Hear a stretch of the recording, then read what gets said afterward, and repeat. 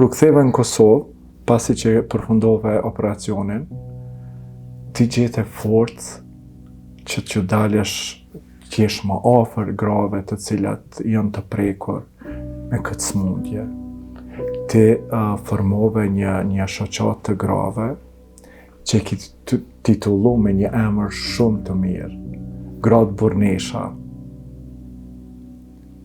Si u inspirove për këtë emër dhe si u inspirove për këtë organizatë?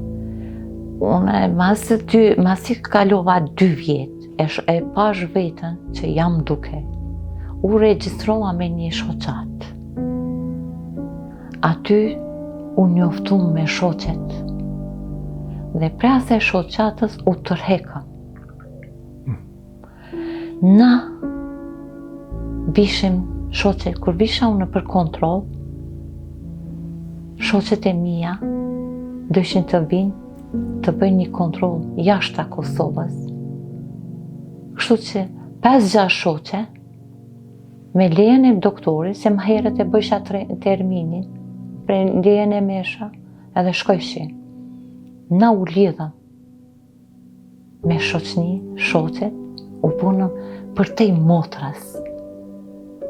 Pse për tej motrës? Se motrës nuk mundesh me I tregu Shumë gjana, shumë gjana, dhimbjet, vajzës, familjarëve, tej. Po shoqet që e ka kalu këtë smundje, mas mirti e kupton. Kështu, duke ndihmua njëri tjetrit, erdhën në dilem për hapjen e shoqatës. Të titillojmë me Gratë Burnesha, që në kupton forcën femërore për tej potencialit. Kështu që unë kam pas rastin që të kam një takim me ty edhe me disa shoqet tua, e kemi edhe një foto të përbashkët ku kemi pi një kafe.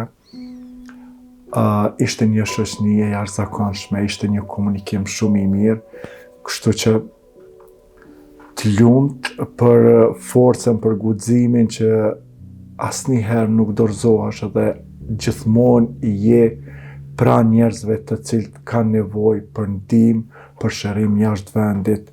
Këto e them me bindje të plotë sepse e vërtetoj këto se unë kam qenë ndër persona që, domethënë, pa kërku ndihmë prej teje, ti ke qenë ajo që mu ke ofruar dhe më ke thonë ndihmoj për çfarëdo që të kish nevojë dhe realisht ajo është krya intervenim me shumë sukses. Përvoja ime dhe rëndësishme është ndërgjegjësimi dhe mbështetje duhet të kemi. Kështu që na I falenderoj shoqeve të shoqatës Gratë Burnesha, janë të gatshmëri të ndihmojnë njerëzve, motrave, vëllezërve të japin ndihmë, informacione të sakta dhe mbështetje motive. Kjo është shoqata që duhet të jetë përkrahje. Një të mirën është që une trajtojna në Turqi, që s'ka shërimet në Kosovë, I marri shoqe, I trajtoj atje. Po një rast shumë I vështirë, para 3 javë, e hupa humbje të madhe, e hupa shoqen më të ngushtë, Lulije Dakaj. Ajo ka qenë me mu 5 vjetë në kontrollën në Turqi. Në Turqi vike, po çdo vjetë. Si vjetë nuk erdhë. Shkoj në kontroll në Kosovë, mjeku onkolog I ka thënë, s'ki nevoj, të ka kalu 5 vjetë, s'ki nevoj çdo 6 muaj me bo kontrollën. Kështu që na me shoqatën e Kosovës, me shumicën e shoqatëve jemi bashkëpunim. Me shoqatën e Gjakovës bashkëpunum bashkë të mblidhemi për festën e 28 nëntore, shkum së bashku në Gjakov. Shoqja qëndroi nga të meje, filloi të kollite. I thash shoqja, je duke u kollit? Tan kohën, ta be Luljeta, isha te doktori më ka thonë 1 vjet s'ke nevoj kontrol. Tash une jam duke shku në Turki, e jam me mu. Kështu që me shoqët i prem thash, hadi Lulje, jam duke shku në Turki, e jam me mu. Shoqja erdh, e bona minqizimet, endoskopin, konoskopin.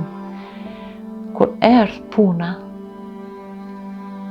në analizat i dulën që kanceri për zyte është duke u përsërit.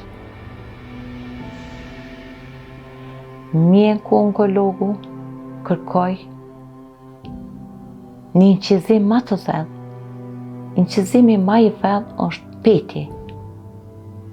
Kështu e boni inqizimin, e vrejtën që ka fillu në gjinin tjetër, kanceri edhe në moshkëni. Po, u falenderu Zotit që shumë shpejt e erdhën. E zonëm në fillim kanceri. Shoqja filloi kemoterapi në Kosovë.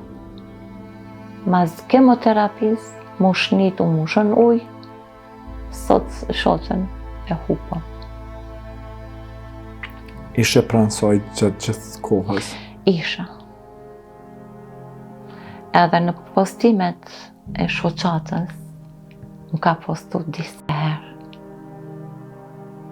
Shoqja Luljeta, Tesi Krasniqi, më kanë qëndru si non afër meje. Po është puna, një tronditje e madhe e pata. Humbje një shoqës të vërtet, e fort, që s'mujti me dalë për sytë nërë. Frigën e kemi na që mbjetoj me kancer, për sëritje e kancerit. Njeriu du të ketë në kontrolla, edhe mjekimi të ketë vazhdueshëm. Është fati një çdo femër, çdo njeriu s'mundet të trajtohet jashtë Kosovës, po duhet me pas kujdes. Në ushqim, jetën normale, s'mundet që shkemi pas, se kanceri është duke u përsërit disa herë. Luljeta, në rrjetet sociale je shumë aktive, edhe gjitha fotot të cilat i poston e keni një rreth shumë të gjatë të shoqërisë, ku shetit një vendet ndryshme, poston një foto, realisht më ju pa nga fotot nuk e mendon askush që jeni të prekne me kancer. Kështu që jep një pozitivitet shumë, po pavarësisht kësajti në momentin që e ke hapë dhe organizatën, je angazhuar shumë, sepse çdo gruas i qëndron afër, duke përkra moralisht, po njëkohësisht edhe ato gra kanë filluar që trajtohen edhe në Turqi. Edhe gjatë kohës kur shkojnë në Turqi ti i përcjell vazhdimisht, nuk i lën vetën se nuk ndjesh rahat. Sa është e vështirë për ty të mbash organizatën, të qëndrosh me familje, edhe ti përcjellsh shoqet apo pacientat në Turqi? Është shumë jemi me shoqet lidhur, kështu që çdo javë dalim të pim kafe. Njerë muj dalim për drekë. S'kjedhim restorantën më të mirë. Është kështu përkraje kemi shumë për njerin tjetër. Jemi të lidhur.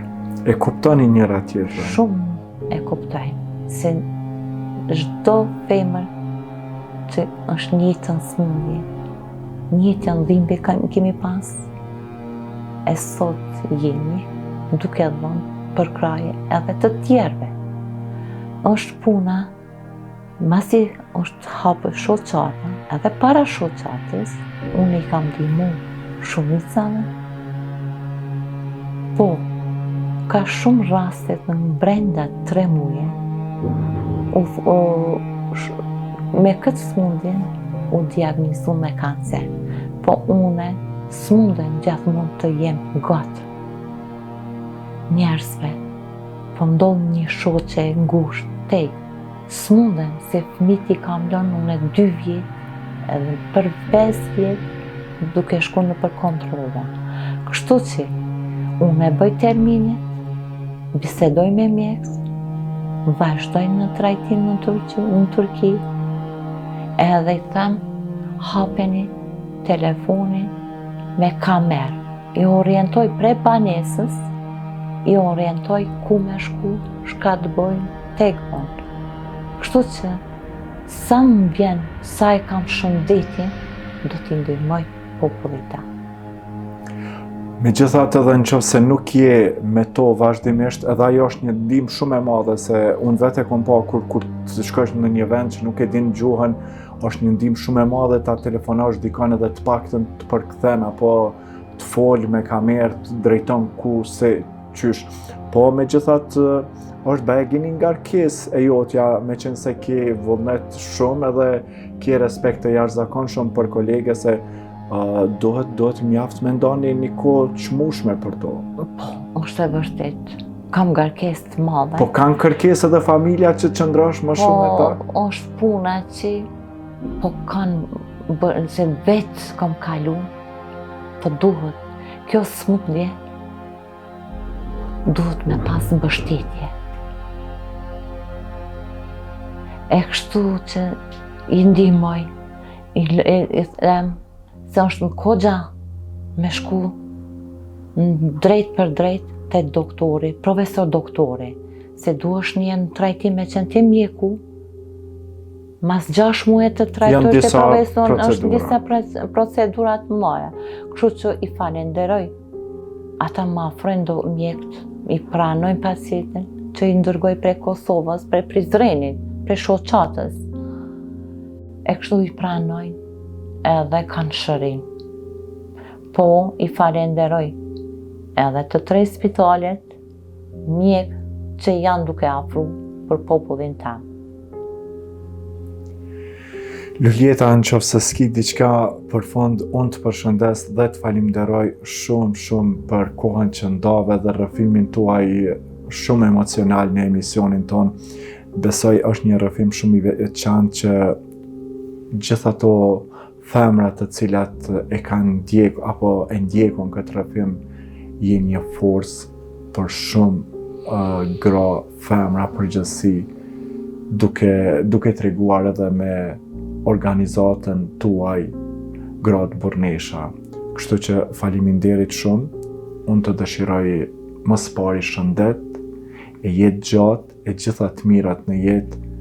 Inshallah ashtu të ndihmon Zoti edhe realisht të kanë ndihmu siç po i ndihmon të gjitha atyre grave të cilat kanë nevojë edhe për krahje morale.